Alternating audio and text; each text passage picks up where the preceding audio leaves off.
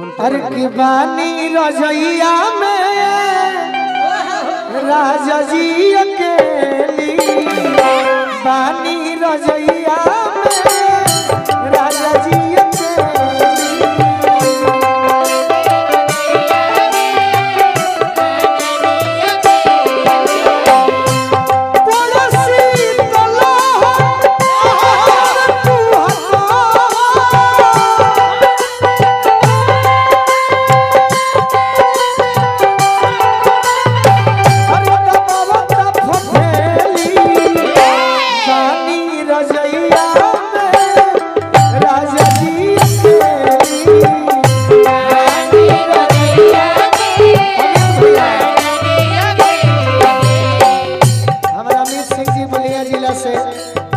आइल भाई भैया के स्वागत करो।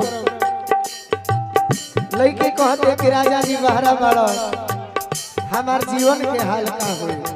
तू बैठल कहने कहो दूसरे के खींच तोहरे पर दो चार फट दे के उतार दे देवरा बच्चा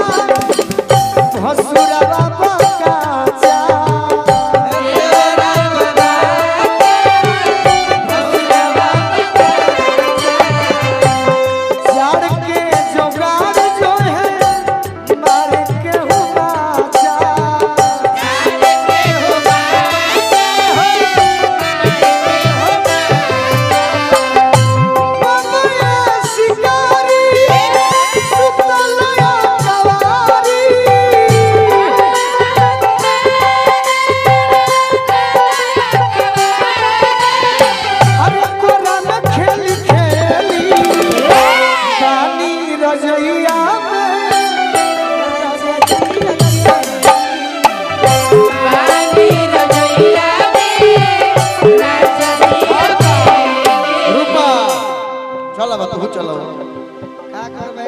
थर्मस में गरम पानी नहीं मिलल दुखित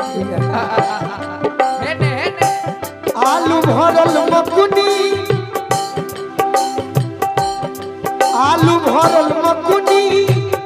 नियन देही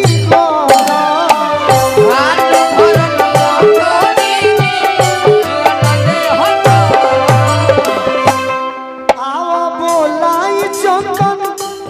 बनी के बेसरा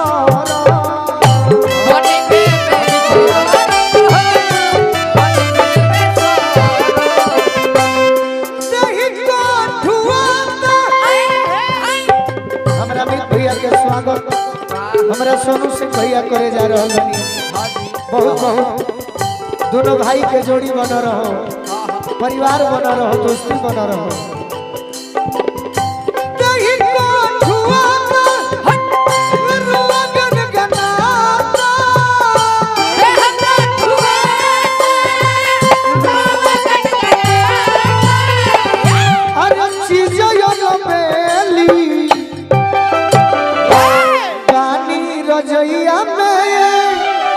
अरे राजा जी